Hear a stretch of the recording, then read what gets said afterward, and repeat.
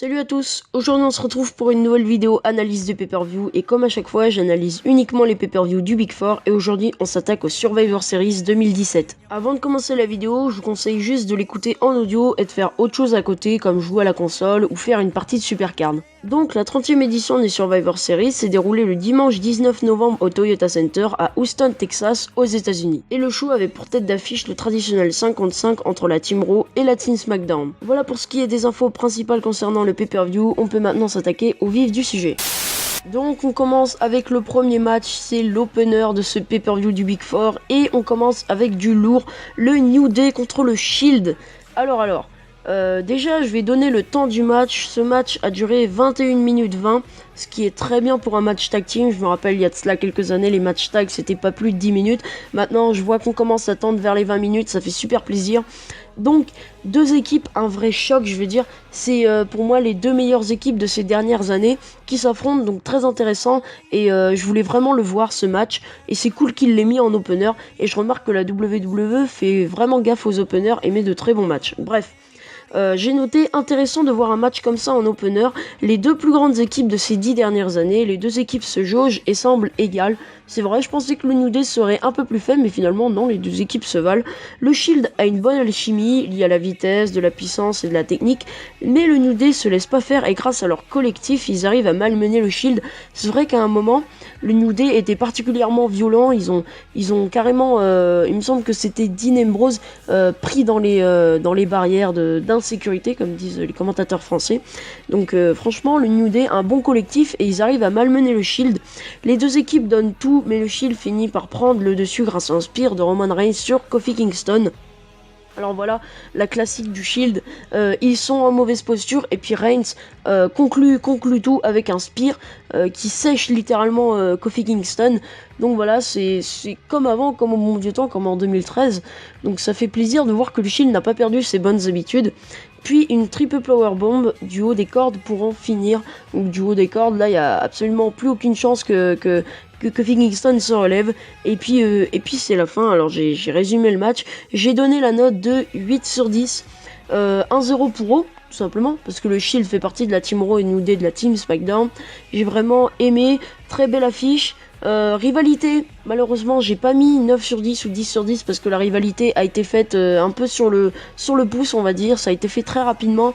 Le Shield, Dean Ambrose et Seth Rollins ont très vite perdu leur titre, donc malheureusement ça s'est fait très rapidement, mais honnêtement j'ai beaucoup aimé ce match et pour un opener c'est très très bien, donc voilà, très bon opener pour commencer le pay-per-view, ça annonce que du bon. Donc prochain match Survivor Series des Women's, équipe Pro contre équipe SmackDown. Donc déjà je vais énumérer les Women's qui ont participé à ce match. Pour la team SmackDown on avait la capitaine Becky Lynch, Carmella, Natalya, Tamina et Naomi. Et dans la team Raw on avait la capitaine Alicia Fox, Bayley, Sasha Banks, Nia Jax et Asuka. Alors déjà sur le papier je dirais que c'est la team Raw qui l'emporte avec Asuka et Nia Jax. Parmi les 5, on a 4 Star Power, Bayley, Sasha Banks, Nia Jax, Asuka. Donc moi j'aurais prédit Raw. Alors le match a duré 18 minutes 30, donc pour un match woman c'est très très bien. Bon après c'est 5 contre 5, donc on peut pas vraiment juger. Et 2-0 pour Raw, tout simplement parce que victoire de la Team Raw. Alors je vais d'abord dire... Voilà, la Team Raw a gagné tout simplement. Alors, j'attendais énormément de voir Asuka se battre. Et grosse surprise, déjà Becky Lynch qui se fait éliminer en deuxième minute, au bout de 2 minutes. Grosse surprise, humiliation carrément parce que Becky Lynch mérite tellement mieux.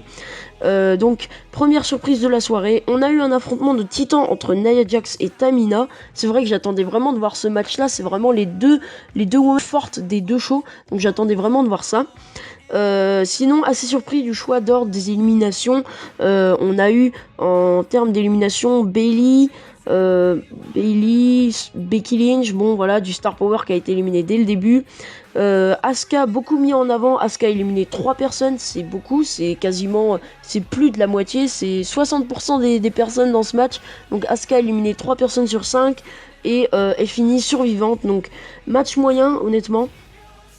J'ai l'impression qu'elles étaient pas à fond, il y a eu 2-3 botches, bref, c'était assez flou. Et j'ai trouvé que ce match était juste là pour mettre Asuka en avant et le montrer au grand public, parce que c'est vrai que tout le monde ne regarde pas NXT. D'ailleurs, je vous prépare une vidéo dessus très bientôt. Donc c'est vrai que tout le monde ne regarde pas NXT, et montrer Asuka comme ça au grand public au Survivor Series, bah c'est un bon moyen de la mettre en avant et de la montrer au grand public. Donc ils ont fait en sorte que Asuka soit la survivante et élimine 3 personnes. Donc je dirais que Asuka est la grande gagnante de ce match finalement. Asuka toujours aussi forte, voilà, pas de surprise. Donc voilà, j'ai mis 5 sur 10 à ce match moyen. Honnêtement, la carte fait pas rêver, on va dire. Bon, peut-être l'affrontement de Nia Jax Tamina que j'attendais, mais sinon rien d'autre. Franchement, pas grand chose d'autre à dire sur ce match, et puis voilà. Prochain match, alors là je vais aller très vite parce que j'ai quasiment rien à dire sur ce match. Baron Corbin contre The Miz. Alors Baron Corbin, champion des États-Unis, contre The Miz, champion intercontinental. Victoire de Baron Corbin, le match a duré 9 minutes, moins de 10 minutes. Donc un match sans champion contre champion dont je m'en fous complètement, honnêtement je m'en tape complètement de ce match. Les deux ne me font pas rêver, encore moins Baron Corbin. Depuis son cash, le mec ne fait plus rien, et le Miz, on sait très bien qu'il va aller faire un film, donc on sait très bien qu'il va perdre. Bref, Corbin ne fait plus rien depuis le cash-in. Miz doit préparer son prochain film. Match sans aucun intérêt, c'est juste pour faire un champion contre champion. Rien de spécial. Corbin gagne sur un End of Days sorti de nulle part, rien d'autre à dire. Donc j'ai mis la note de 5 sur 10 pour ce match, comme le match précédent. 2-1 pour SmackDown, voilà. Le match d'avant c'était 2-0 pour Raw et 2-1 pour SmackDown maintenant. Donc SmackDown est à 1 et Raw est à 2. Voilà, 2-1 pour Raw, bref. Donc voilà, très vite, victoire de Corbin, 5 sur 10, le match a duré 10 minutes. Rien d'autre à dire, franchement, je m'en tape. Donc, prochain match très intéressant, Cesaro et Sheamus contre les Usos. Alors voilà, match très intéressant, très belle carte, honnêtement, c'était le match que j'attendais le plus avec le match New Day versus The Shield. Honnêtement, Cesaro et Sheamus, je pense que vous savez que j'adore Cesaro et Sheamus. C'est une très belle équipe, il y a un bon collectif. Et les Usos, c'est pareil depuis qu'ils ont turn heel, c'est-à-dire il y a 1 an.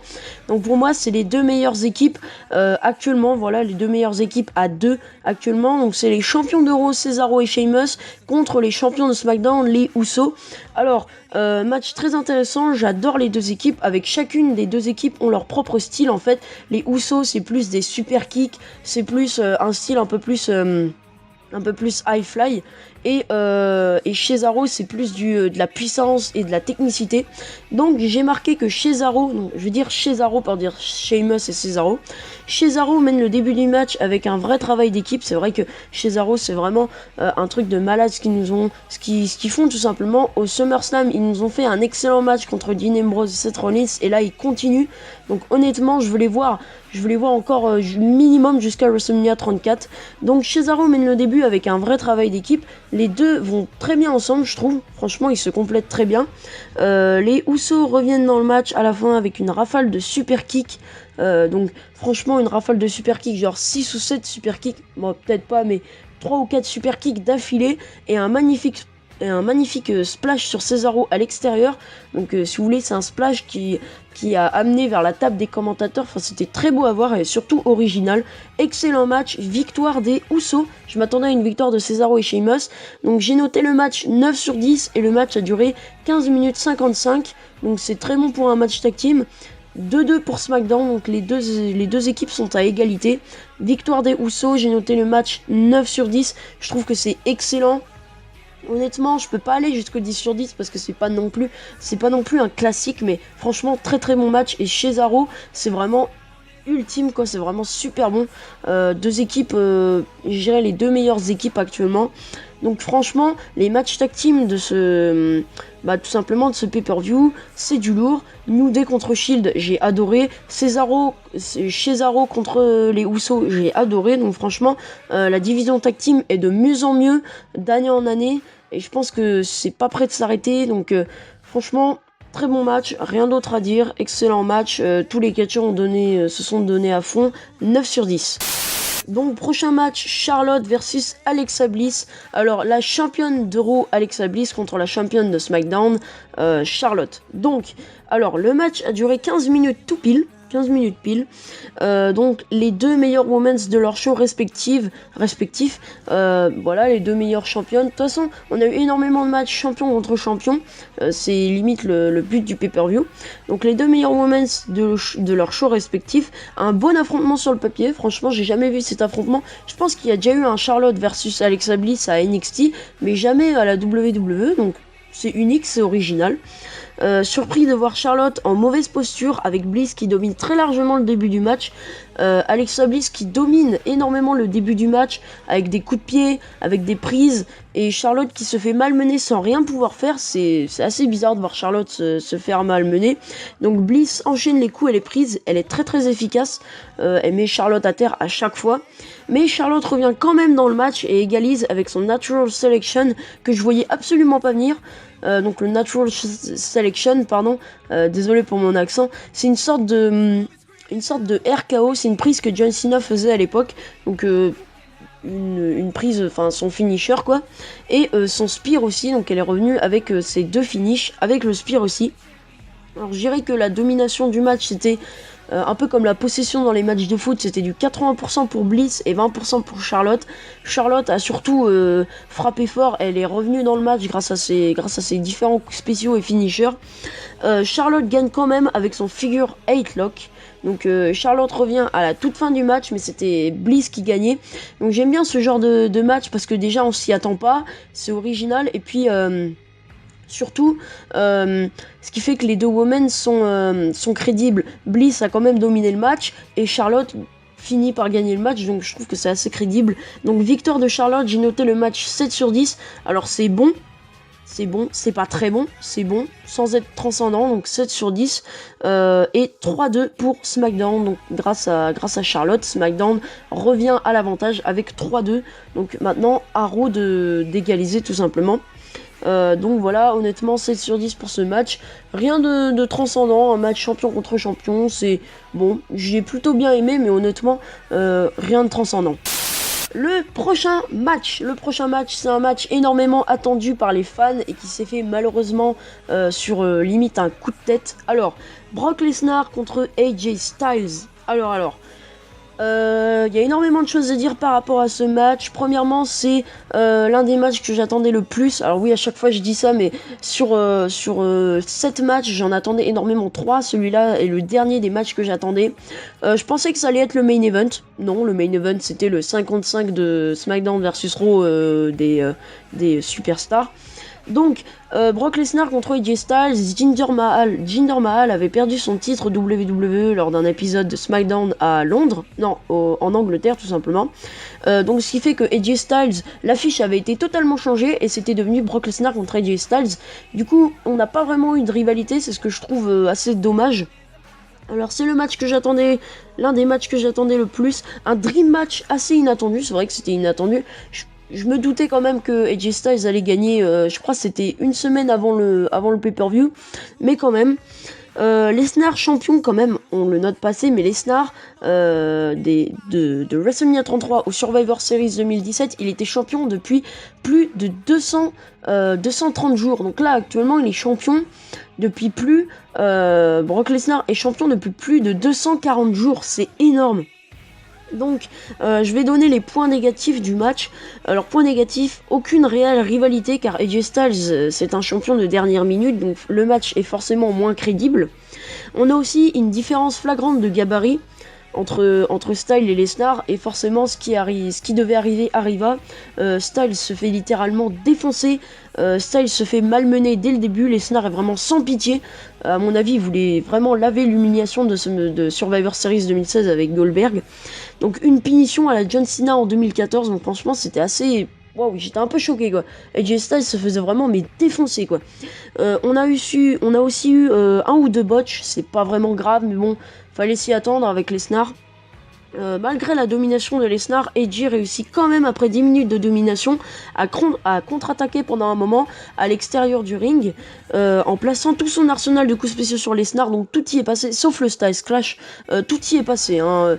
Les kicks, le 450 Splash, tout y est passé, mais Lesnar finit quand même par l'emporter, donc victoire de Lesnar sur un simple F5. Je dirais que c'est l'un des meilleurs matchs de Lesnar depuis le début de l'année, depuis de l'année 2017. Donc victoire de Lesnar, j'ai donné la note de 8 sur 10 et le match a duré 15 minutes 25, donc 15 minutes pour un match championnat WWE. J'aurais aimé quand même que ça dure un peu plus, genre 18 minutes, mais bon, c'est pas grave, c'est Lesnar. Donc je dirais que c'est l'un des meilleurs matchs de Lesnar, la combinaison était pas top. Moi j'espérais voir un match à la Lesnar contre CM Punk un peu, ce match-là était excellent. Donc je sais pas trop quoi en penser honnêtement, j'ai mis 8 sur 10 parce que j'ai beaucoup aimé, c'était inattendu. Styles qui se fait péter la gueule mais qui réussit quand même à balancer tout son arsenal. Et Lesnar qui finit par gagner un match champion contre champion. Honnêtement, je pense qu'on s'en rappellera de celui-là. Donc voilà, rien d'autre à dire. 3-3 pour Raw, donc égalité. Lesnar aide son show à revenir à l'égalité. Donc le main event arrive dès maintenant. Voilà le 55 des superstars.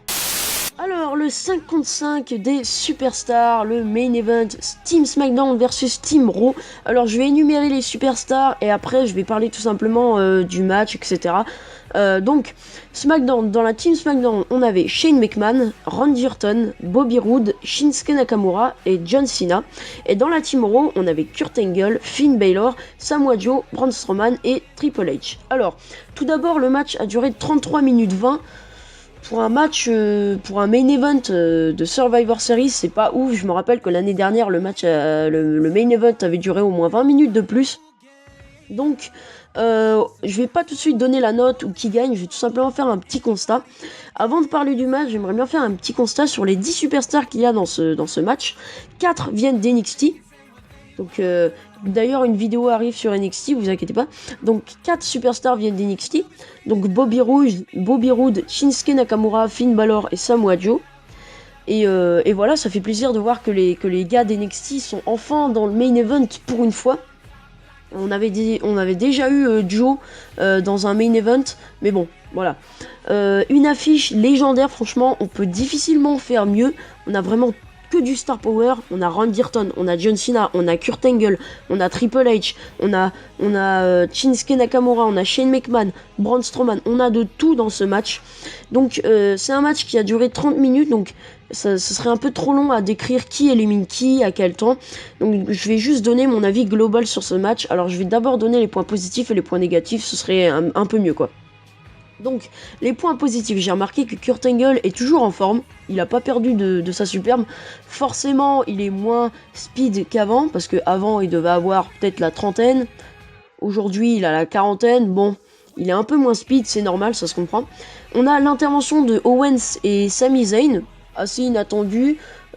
Après Sami Zayn en heel, j'accroche pas trop. D'ailleurs, ils étaient dans le pre-show, mais ça, j'en ai pas parlé. Et on a la fin du match avec Braun Strowman et Triple H. Une fin de match assez inattendue. Donc ça laisse présager un match HHH Triple H contre Braun Strowman à WrestleMania 34. Bon, voilà. Les points négatifs, il y en a beaucoup plus. Alors déjà, on a Bobby Roode et Nakamura éliminés en 10 minutes par Braun Strowman. Je sais pas si ça vous a mis en pétard, mais moi ça m'a vraiment énervé. Je veux dire, ces deux gars-là, c'est vraiment des stars d'NXT et ils sont traités, mais vraiment comme de la merde finalement. Je veux dire, Bobby Roode et Nakamura, c'est pas rien. C'est deux stars de Nakamura, une star de la New Japan, et Bobby Roode, une ancienne star de la TNA. Tous les deux viennent d'NXT. Franchement, je trouve ça dommage que Braun Strowman les élimine en 10 minutes avec même pas 1 minute d'intervalle pour chacun. Vraiment dommage. On a Joe qui est éliminé à peine 5 minutes dans le ring. Donc Samoa Joe a à peine fait 5 minutes dans le ring qu'il est déjà éliminé. Bon, ok. Donc j'ai remarqué que les NXT guys n'ont pas encore la totale confiance de Vince McMahon. On les met quand même en avant dans le main event, mais franchement, on les met de côté quoi. Donc le match est vraiment mal booké. C'est vrai qu'en 30 minutes, on peut pas faire grand chose. 55, on doit vite fait éliminer des gens et c'est les gars d'NXT qui ont été choisis en premier. Donc franchement, le match est vraiment très mal booké. Il est beaucoup moins bon que l'année dernière et c'est un match trop court pour construire quelque chose. Donc je trouvais, donc maintenant les points négatifs et les points positifs sont faits, je vais juste donner mon avis maintenant. Donc j'ai trouvé que c'était un match pour mettre en avant Strowman, un peu comme le match des Women's avec Asuka. Donc c'est un match uniquement pour mettre en avant Braun Strowman, avec une fin assez inattendue avec Triple H. Donc voilà, franchement rien d'autre à dire. J'ai donné la note pour ce match de... attendez, voilà je retrouve. J'ai donné la note pour ce match de 7 sur 10. C'est bon mais c'est pas ultra bon. Voilà, on a quand même eu un bon match, mais honnêtement c'est très mal booké, et pour moi un main event ça doit faire minimum 8 sur 10, donc victoire de Raw, bien évidemment, donc c'est Raw qui gagne cette année sur SmackDown, victoire de Raw. Honnêtement, il y a que la fin qui est à retenir. C'est juste pour build up un match à WrestleMania 34 entre Triple H et Braun Strowman. Les autres ne servent absolument à rien. Donc honnêtement, match assez moyen. J'ai l'impression que personne n'a vraiment donné, s'est vraiment donné à fond. Donc voilà, match assez moyen, mais j'ai quand même mis 7 sur 10. Donc voilà. Donc la note globale de ce match, alors je vais pas tout de suite donner la note globale, je vais juste faire une conclusion. Alors on a eu des bons matchs, on a eu Shield contre New Day, Cesaro contre les Usos, Styles versus Brock Lesnar, on a eu des bons matchs. Voilà, ces 3 matchs sont très bons. Et on a aussi eu des déceptions, comme par exemple Corbin contre le Miz, le main event SmackDown vs Raw et le SmackDown vs Raw des Women's. Donc on a eu des bons matchs, on a eu des déceptions, honnêtement ça fait un pay-per-view assez moyen. Malheureusement, le main event n'était pas à la hauteur de mes attentes, avec un mauvais booking, ça a été mal fait cette année. Espérons que l'année prochaine ce soit mieux, mais l'année dernière j'avais vraiment surkiffé le main event, j'avais pas fait une vidéo analyse dessus, mais si j'en aurais fait une, obligé, j'aurais mis peut-être 9 sur 10, 10 sur 10, parce que j'avais surkiffé le match. Cette année, ça... non, pas du tout. Franchement, j'étais pas dedans, donc j'ai juste mis 7 sur 10 pour le main event. Voilà, le main event a un peu tout gâché, parce que j'en attendais énormément, et finalement, j'ai été déçu. Enfin bon, c'est un peu une habitude à la WWE. Donc voilà, la note globale est de... 6,8 sur 10, donc ça nous fait environ une note globale de 7 sur 10, c'est légèrement mieux que SummerSlam 2017 avec 6,6 sur 10, donc voilà, ce qu'il faut retenir de ce pay-per-view, selon moi ce pay-per-view est légèrement mieux que SummerSlam 2017, mais ça reste quand même assez moyen avec le main event qui gâche tout, des déceptions, des bons matchs, voilà. Je vais pas retenir grand chose de ce match, à part peut-être le Styles Brock, le Shield New Day et le Cesaro Uso. Donc voilà, espérons que l'édition de l'année prochaine soit mieux.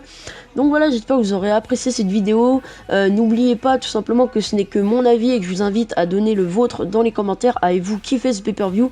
Désolé si la vidéo est arrivée un peu en retard, j'ai eu quelques soucis par rapport à mon matos, etc. J'ai pas pu la faire, j'ai été aussi malade. Donc voilà, normal si la vidéo arrive 2 semaines après le pay-per-view.